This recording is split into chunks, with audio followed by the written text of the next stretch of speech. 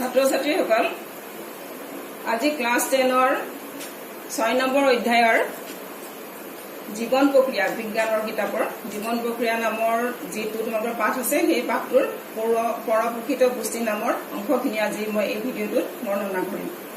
এতিয়া ইয়াৰ আগতে তোমালোকক মই স্বপোষিত পৰিপুষ্টিৰ কথা আলোচনা কৰিছিলোঁ।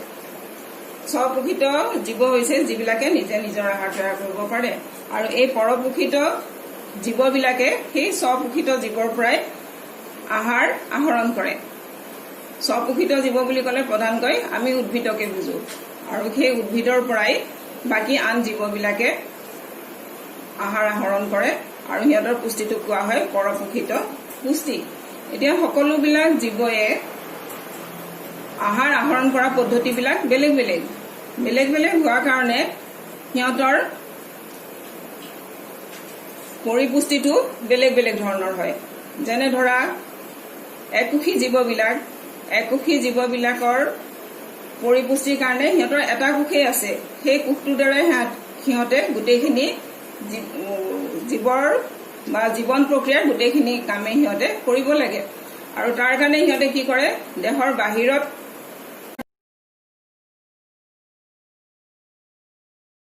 খিনি সিহঁতৰ দেহৰ বেৰখনেৰেই পুহি লৈ পৰিপুষ্টি সাধন কৰে। তেনেকুৱাকে এমিবা আছে বা একোষী জীৱৰ ভিতৰত পেৰামেচিয়াম এইবিলাক আছে আৰু বহুত ধৰণৰ আছে। কিন্তু যিবিলাক বহুকোষী জীৱ বা উচ্চ স্তৰৰ জীৱ, সেই জীৱবিলাকৰ দেহৰ ভিতৰত এটা পাচন তন্ত্ৰ থাকে। সেই পাচন তন্ত্ৰৰ সহায়ত সিহঁতে আহাৰ পাচন কৰে আৰু পাচন কৰাৰ পিছত সেই পাচন হোৱা আহাৰৰ পৰাই সিহঁতে পৰিপুষ্টি লাভ কৰে। এতিয়া চোৱা জীৱই পুষ্টি কেনেকৈ আহৰণ কৰে। এতিয়া ইয়াত মই একোষী জীৱৰ কথা প্ৰথমতে কওঁ। একোষী জীৱ এবিধ হৈছে এমিবা। এতিয়া এমিবাৰ পৰিপুষ্টিৰ কথাখিনি মই কৈ দিছো। চোৱা এমিবা কি কৰে, এনেকুৱা এটা কোষেৰে গঠিত। এমিবা হৈছে এটা কোষেৰে গঠিত। ইয়াৰ মাত্ৰ কোষ কেন্দ্ৰটো থাকে আৰু বাহিৰৰ কোষ পৰখিনি থাকে আৰু কোষ আৱৰণখন থাকে। যেতিয়া সিহঁতে কোনো এটা সিহঁতৰ সন্মুখত এটা খাদ্য বস্তু যেতিয়া আহে, তেতিয়া সিহঁতৰ এই বাহিৰৰ বেৰখন এনেকে দীঘলীয়া হৈ দুইফালে বাঢ়ি আহে। এই অংশখিনিক কোৱা হয় কুদপদ। খাদ্য বস্তু সিহঁতৰ ওচৰলৈকে আহিলে সিহঁতৰ দেহৰ আৱৰণখন বঢ়াই দিব পাৰে। বঢ়াই দিলে এই বঢ়াই দিয়া অংশখিনিক কুদপাদ বুলি কোৱা হয় আৰু এই কুদপাদৰ ভিতৰতে এই আহাৰখিনি ভিতৰলৈকে সোমাই ল'ব পৰাৰ নিচিনাকে বঢ়াই লয়। তাৰপিছত এই কুদপদখিনিয়ে এনেকে লগ লাগি দুইটা কুদপদ আগবাঢ়ি আহি লগ লাগি পেলাই বন্ধ হৈ যায় আৰু এই খাদ্য বস্তুটো ভিতৰলৈ কোষটোৰ ভিতৰলৈকে সোমাই আনে। সোমাই আহিলে এতিয়া এইখিনি কোৱা হয় খাদ্য ৰিক্তিকা। এই খাদ্য ৰিক্তিকাটোৰ ভিতৰতেই খাদ্য বস্তুটো সোমাই যায় আৰু ইয়াৰ ভিতৰতে সিহঁতৰ খাদ্য বস্তুত যিখিনি জটিল পদাৰ্থ, সেই পদাৰ্থখিনি ভাঙি সৰল পদাৰ্থলৈকে ৰূপান্তৰিত হয় আৰু তাৰপিছত এই সৰল পদাৰ্থখিনি ইয়াৰ কোষ পৰশৰ লগত মিহলি হৈ যায়, কোষটোৰ ভিতৰত বাকীখিনিৰ লগত বিলীন হৈ যায় আৰু যিখিনি পাচন নোহোৱাকে থাকে, সেই নোহোৱাকে থকা বস্তুখিনি পিছত আকৌ কোষাৱৰণৰ কাষলৈকে আহিব। আহি পেলাই আগৰ নিচিনাকে যেনেকে সোমাই লৈছিল ঠিক তেনেকে সেই বস্তুটো আকৌ বাহিৰলৈকে উলিয়াই দিয়ে আৰু এনেদৰে এমিবাই সিহঁতৰ পৰিপুষ্টি সাধন কৰে। এতিয়া এইটো মই একোষী জীৱৰ কথা কলো। ইয়াৰ পিছত বহুকোষী জীৱবিলাকৰ পৰিপুষ্টি, বহুকোষী জীৱবিলাকৰ উচ্চ স্তৰৰ জীৱ বুলি কোৱা হয়। সিহঁতৰ পৰিপুষ্টিৰ কাৰণে সদায় এটা পাচন তন্ত্ৰ থাকে। এতিয়া বিভিন্ন ধৰণৰ জীৱ আছে, সিহঁতৰ পৰিপুষ্টিটো বেলেগ বা পাচন তন্ত্ৰটো বেলেগ, কিন্তু ইয়াত ইমানবিলাকৰ বিষয়ে আলোচনা কৰা সম্ভৱ নহয়। গতিকে আমি ইয়াত কেৱল মাত্ৰ মানুহৰ পৰিপুষ্টিৰ কথাটো আলোচনা কৰিম, কাৰণ মানুহৰ পৰিপুষ্টিৰ লগত বিভিন্ন ধৰণৰ প্ৰাণীৰ পৰিপুষ্টিৰ মিল আছে। এতিয়া মানুহৰ পৰিপুষ্টিৰ কাৰণে এটা পাচন তন্ত্ৰ থাকে আৰু সেই পাচন তন্ত্ৰটো এডাল খাদ্যনলী আৰু কিছুমান পাচক গ্ৰন্থিৰে গঠিত। ইয়াৰ প্ৰথমতে মই খাদ্যনলীডালৰ কথা কৈছো। খাদ্যনলীডালৰ বিভিন্ন অংশ আছে। খাদ্যনলীডাল মুখত আৰম্ভ হয় পায়ুলৈকে বিস্তৃত এডাল দীঘল পাক খোৱা নলী। এই নলীডালৰ প্ৰথম অংশখিনি হৈছে মুখ। মুখৰ পিছত এডাল দীঘল নলী, এডালৰ নাম হৈছে গ্ৰাহ নলী। এই গ্ৰাহ নলীডাল আহি এইটো পাকস্থলী। পাকস্থলীটো পেটত থাকে, এটা মোনাৰ নিচিনা অংশ। এই অংশটো পাকস্থলী বুলি কোৱা হয়। এই মুখেদি খোৱা খাদ্যখিনি গ্ৰাহ নলী দি আহি পাকস্থলীত সোমাব। তাৰপিছত পাকস্থলীৰ পিছত এই পিছৰ অংশখিনি এডাল বহুত দীঘল, এডাল 7 মিটাৰমান দীঘল এডাল পাক খোৱা নলী পেটৰ ভিতৰতে থাকে, মেৰ খাই পাক খাই থাকে। এতিয়া এইখিনি ক্ষুদ্ৰান্ত্ৰ বুলি কোৱা হয়। এইখিনি গোটেইখিনি কোৱা হয় অন্ত্ৰ। এই অন্ত্ৰখিনিৰ আকৌ দুটা অংশ, তাৰে যিখিনি ক্ষীণ দীঘলীয়া নলী সেই নলীডালক কোৱা হয় ক্ষুদ্ৰান্ত্ৰ। আৰু ক্ষুদ্ৰান্ত্ৰৰ পিছৰ অংশখিনি সেইডাল অকণমান শকত আৰু এইডাল অকণমান চুটি নলী, এইখিনিক কোৱা হয় বৃহদান্ত্ৰ। যিটো এইটো কাঢ়াকে ৰং আছে এইটো হৈছে বৃহদান্ত্ৰ আৰু এইখিনি হৈছে ক্ষুদ্ৰান্ত্ৰ। গতিকে খাদ্য নলীৰ প্ৰধান অংশ এইকেইটা বুলি ক'ব পাৰোঁ আমি: মুখ, খাদ্য নলী, পাকস্থলী, ক্ষুদ্ৰান্ত্ৰ, বৃহদান্ত্ৰ। আৰু লাষ্টত পায়ুৰে হজম নোহোৱা খাদ্যখিনি বাহিৰলৈ ওলাই যায়। ইয়াৰ পিছত পাচন গ্ৰন্থি আছে কেইবাটাও। খাদ্য নলীডাল, তাৰপিছত আছে পাচক গ্ৰন্থি। এই খাদ্য নলী আৰু পাচক গ্ৰন্থিৰে মানুহৰ পাচন তন্ত্ৰটো গঠিত হৈছে বা মানুহৰ খোৱা খাদ্যবিলাক সৰল পদাৰ্থলৈ ৰূপান্তৰিত হয়। ইয়াৰ পিছত পাচক গ্ৰন্থিবিলাক মই কৈ দিছো। পাচক গ্ৰন্থি চোৱা, এইটো হ'ল গোটেইটো হ'ল খাদ্য নলী। এই খাদ্য নলীটোৰ মুখত লালতী গ্ৰন্থি থাকে, মুখৰ ভিতৰত লালতী গ্ৰন্থি থাকে। তাৰপিছত কৰিব পাৰে। তাৰপিছত পাকস্থলী, এইটো এটা গ্ৰন্থি।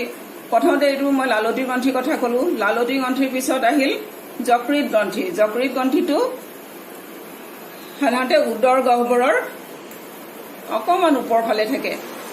এইটো যকৃত, ইংৰাজীতে আমি ইয়াক লিভাৰ বুলি কওঁ। এই লিভাৰৰ গাতে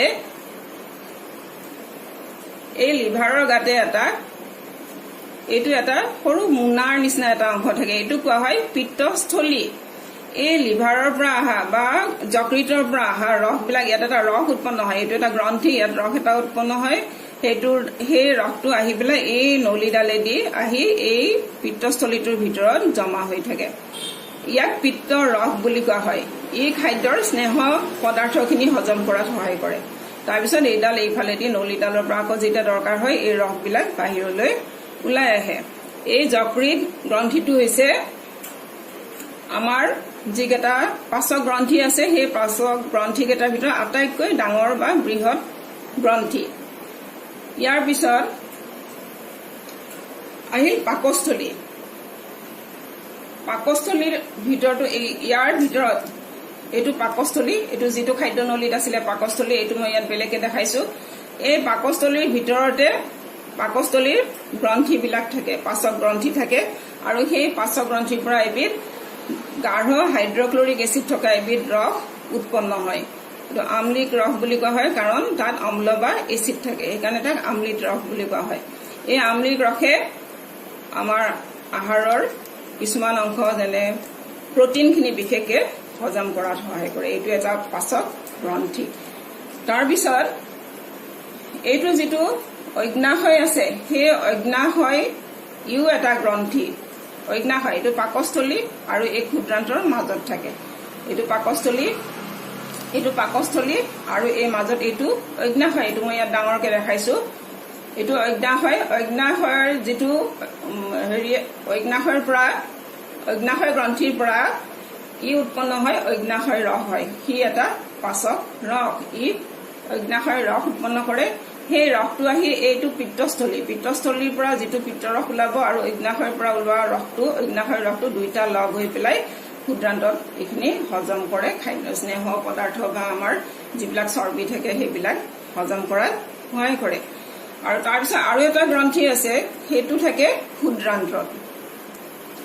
এইখিনি ক্ষুদ্ৰান্তৰ ভিতৰৰ যিখিনি ক্ষীণ দীঘলীয়া পাক খোৱা নলী আছে এইখিনি হৈছে ক্ষুদ্ৰান্ত। এই ক্ষুদ্ৰান্তটো মই ইয়াত দেখাইছো। ক্ষুদ্ৰান্তৰ ভিতৰৰ ফালে বেৰত ক্ষুদ্ৰান্তৰ গ্ৰন্থি থাকে আৰু সিও এবিধ ৰস উৎপন্ন কৰে, পাচক ৰস উৎপন্ন কৰে। সেই পাচক ৰসেও হজম কৰাত সহায় কৰে বা পাচন হোৱাত সহায় কৰে। এইখিনি হৈছে পাচক গ্ৰন্থি। গতিকে পাচক গ্ৰন্থি মুঠতে 5টা আছে। পাচক গ্ৰন্থি মুঠতে 5টা আছে। সেই 5টা হৈছে লালতী গ্ৰন্থি, যকৃত গ্ৰন্থি, তাৰপিছত আছে পাকস্থলীৰ পৰা হোৱা পাকস্থলী গ্ৰন্থি আছে, অগ্নাশয় গ্ৰন্থি আছে আৰু ক্ষুদ্ৰান্ত্ৰ গ্ৰন্থি। এই 5টা হৈছে পাচক গ্ৰন্থি। তাৰপিছত এতিয়া মই যিহেতু মই পাচনৰ কথা কৈছো, গতিকে মই আহাৰৰ কথা অকমান কৈ লওঁ তোমালোকক।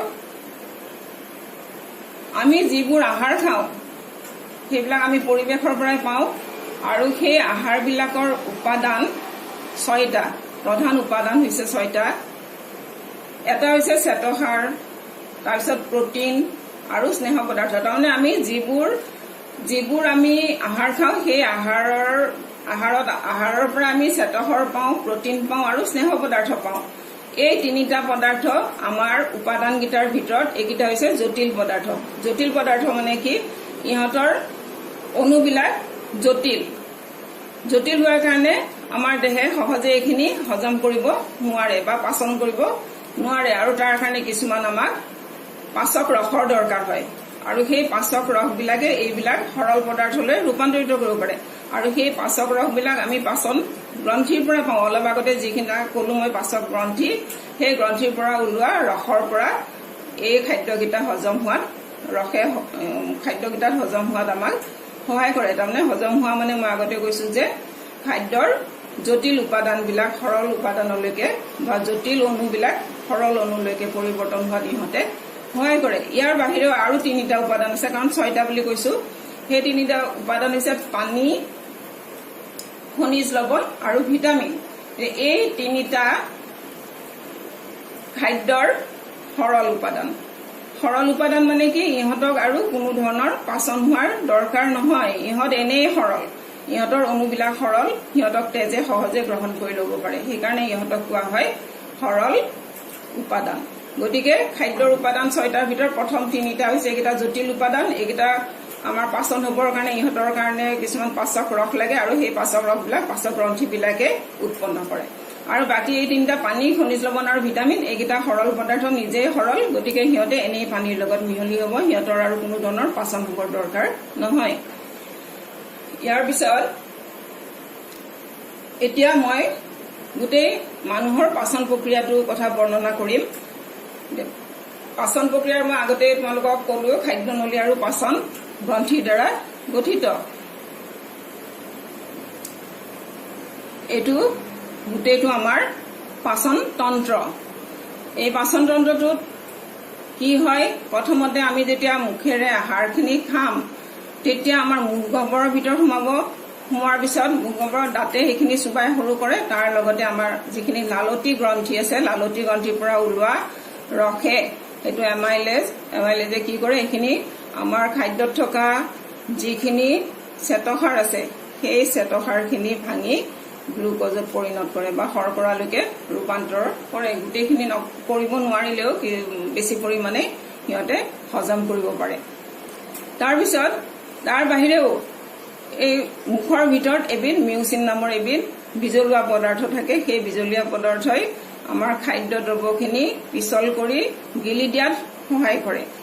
আমি যেতিয়া গিলি দিম খাদ্য বস্তুখিনি, তেতিয়া এইডাল দীঘল নলী, এইডাল নলী কোৱা হয় গ্ৰাস নলী। মুখৰ পিছত, মুখ গহ্বৰৰ পিছৰ পৰা এইডাল দীঘল নলী, এইডালক গ্ৰাস নলী বুলি কোৱা হয়। এই গ্ৰাস নলীডাল আহি পাকস্থলীত লগ লাগিছে। এতিয়া আমি গিলি দিলে সেই খোৱা বস্তুখিনি আহি পাকস্থলীত সোমাব। পাকস্থলীত সোমালে পাকস্থলীৰ ভিতৰত পাচক গ্ৰন্থি আছে। সেই পাচক গ্ৰন্থিয়ে এবিধ ৰস উৎপন্ন কৰে, আৰু সেই ৰসটো খাদ্য বস্তুৰ লগত মিহলি হয়। এইটো পেপচিন বুলি কোৱা হয়। এই পেপচিনে আমি খোৱা আহাৰৰ প্ৰটিন অংশ ভাঙি পেলায়। তাৰপিছত পাকস্থলীৰ পৰা আমি যেতিয়া খাদ্য বস্তুখিনি ইয়াৰ ভিতৰত প্ৰায় 6 ঘণ্টামান থাকে, আমি খোৱা খাদ্য বস্তুখিনি পাকস্থলীৰ ভিতৰত 6 ঘণ্টামান থাকে, আৰু তাৰপিছত সেইখিনি পাকস্থলীৰ পৰা আকৌ এইফালেদি দীঘল এই নলীডালেদি ওলাই আহি ক্ষুদ্ৰান্তৰ ভিতৰত সোমায়।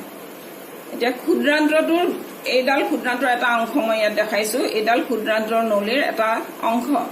এই নলীটো যদি আমি কাটি চাওঁ, ইয়াৰ ভিতৰখন কিন্তু মিহি নহয়, তাৰ ভিতৰখন এনেকুৱা উঠি অহা কিছুমান অংশ থাকে উখুৰা মুখুৰা আৰু ইয়াতে পাচক ৰস উৎপন্ন হয় পাচক গ্ৰন্থি থাকে আৰু সেই পাচক গ্ৰন্থিৰ পৰা এবিধ পাচক ৰস উৎপন্ন হয় তাৰ আগতে ক্ষুদ্ৰান্ত পোৱাৰ আগতে যেতিয়া পাকস্থলীৰ পৰা আহাৰখিনি আহি ঠিক ক্ষুদ্ৰান্ত আৰু পাকস্থলীৰ মাজত আহে তেতিয়া এইটো কোৱা হয় অগ্নাশয় এই অগ্নাশয়ৰ পৰা এবিধ খাৰুৱা ৰস পাচক ৰস অগ্নাশয় ৰসটো ইয়াৰ পৰা আহি এই খাদ্যবস্তুখিনিৰ লগত মিহলি হয় তাৰ বাহিৰে যকৃতত যিটো পিত্তস্থলীত ৰস জমা হৈ আছে সেই পিত্তৰ ৰসটো এই নলীডালেদি আহি পেলাই দুইখিনি এডাল নলীত একেলগে লগ হৈ পেলাই এই অংশখিনিত পাকস্থলীৰ পিছৰ অংশখিনিত খাদ্যবস্তুখিনিৰ লগত লগ হৈ পেলাই ইহঁতে পিত্তৰ ৰস আৰু অগ্নাশয় ৰস এই দুইটা ৰসে আমাৰ খাদ্যৰ স্নেহ পদাৰ্থ বা চৰ্বিখিনি হজম কৰাত সহায় কৰে সেইখিনি চৰ্বিখিনিও কিছু পৰিমাণে হজম হ'ল প্ৰটিনখিনি হ'ল শ্বেতসাৰখিনি হ'ল তাৰপিছত বাকী যিখিনি থাকে এইখিনি ক্ষুদ্ৰান্তলৈকে আহে ক্ষুদ্ৰান্তৰ ভিতৰ ফালে পাচক গ্ৰন্থি আছে আৰু সেই পাচক গ্ৰন্থিৰ পৰা অন্তৰৰস উৎপন্ন হয় সেই অন্তৰৰসে এইখিনি গোটেইখিনিকে অন্ত্ৰ বুলি কয় ক্ষুদ্ৰান্ত আৰু বৃহদান্ত দুইখিনিকে অন্ত্ৰ বুলি কোৱা হয় তাৰপিছত এইখিনি ইয়াৰ ভিতৰত সোমালে তাৰ পৰা অন্তৰৰসটো আহি খাদ্যবস্তুৰ লগত লগ হ'ব লগ হোৱাৰ পিছত খাদ্যবস্তুৰ লগত যেতিয়া মিহলি হ'ব হোৱাৰ পিছত খাদ্যবস্তুৰ যিখিনি বাকী থাকি গ'ল হজম হ'ব বা পাচন হ'বলৈ যিখিনি অংশ থাকি গ'ল সেই অংশখিনি এই অন্তৰৰসৰ দ্বাৰা সম্পূৰ্ণৰূপে পাচন কৰে আৰু পাচন কৰাৰ ফলত কি হ'ব যিখিনি কাৰ্বহাইড্ৰেট বা শ্বেতসাৰ আমাৰ খাদ্যবস্তুত থাকে সেই শ্বেতসাৰখিনি গ্লুকোজ আৰু শৰ্কৰালৈকে ৰূপান্তৰিত হয় তাৰপিছত যিখিনি প্ৰটিন থাকে প্ৰটিনখিনিৰ সৰল পদাৰ্থ হৈছে এমিনো এচিড প্ৰটিন হ'ল জটিল পদাৰ্থ আৰু সৰল পদাৰ্থ হৈছে এমিনো এচিড প্ৰটিনখিনিক এমিনো এচিডলৈকে ৰূপান্তৰিত কৰে আৰু যিখিনি স্নেহ পদাৰ্থ বা চৰ্বি এইখিনিও জটিল পদাৰ্থ সেই জটিল পদাৰ্থখিনিক ভাঙি ফেটি এচিড আৰু গ্লিচাৰল উৎপন্ন কৰে আৰু এইবিলাক হৈছে সৰল যৌগ গতিকে আমি খোৱা আহাৰৰ এই জটিল পদাৰ্থখিনি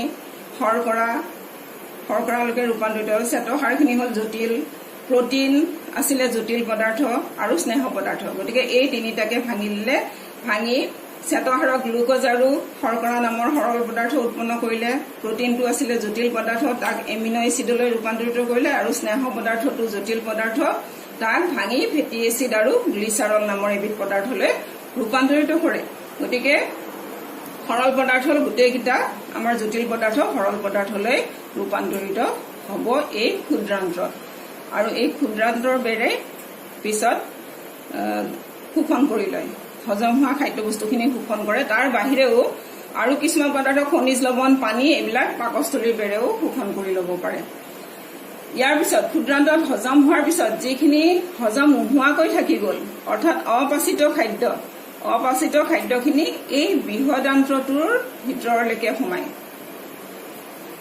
এতিয়া বৃহদান্ত্ৰত কিন্তু শোষণ নহয় বৃহদান্ত্ৰৰ প্ৰথম অংশখিনিয়ে কি কৰে খাদ্যৰ লগত মিহলি হৈ থকা অতিৰিক্ত পানীভাগ বেছি পানীখিনি সিহঁতে বেৰখনে শুহি ল'ব পাৰে শুহি লয় আৰু বাকী যিখিনি বৰ্জিত পদাৰ্থ সেইখিনি দেহৰ বাহিৰলৈ পিছৰ অংশখিনিয়ে উলিয়াই দিব পাৰে এইখিনি হৈছে মানুহৰ পাচন প্ৰক্ৰিয়া এতিয়া অকল পাচন হ'লেই নহ'ব তাৰপিছত পৰিপুষ্টি হ'ব লাগিব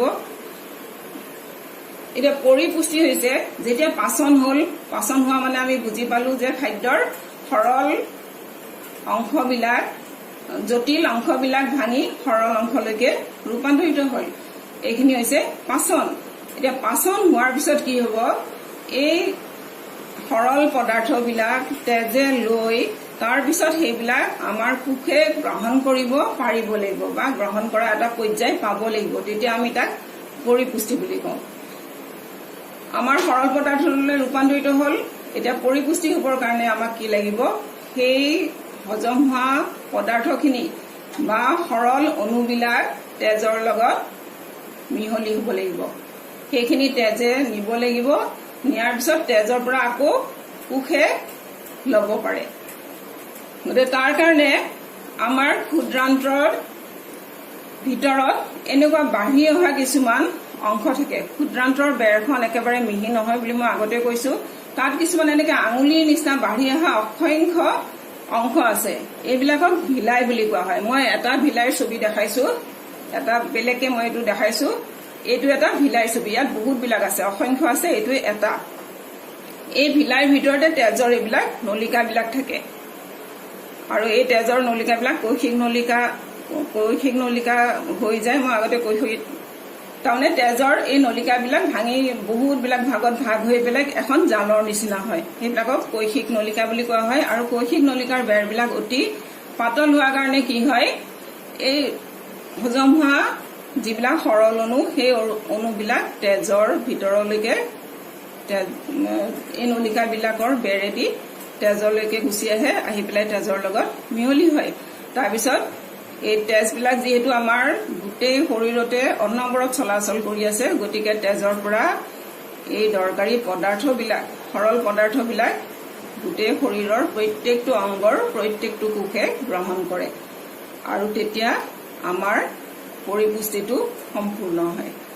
এইখিনিয়ে হৈছে মানুহৰ পৰিপুষ্টি। আৰু গোটেই পৰপোষিত পৰিপুষ্টিৰ কথা মই আজি ইয়াত আলোচনা কৰিলো। গতিকে তোমালোকে, মই ভাবিছো নিশ্চয় বুজি পাইছা।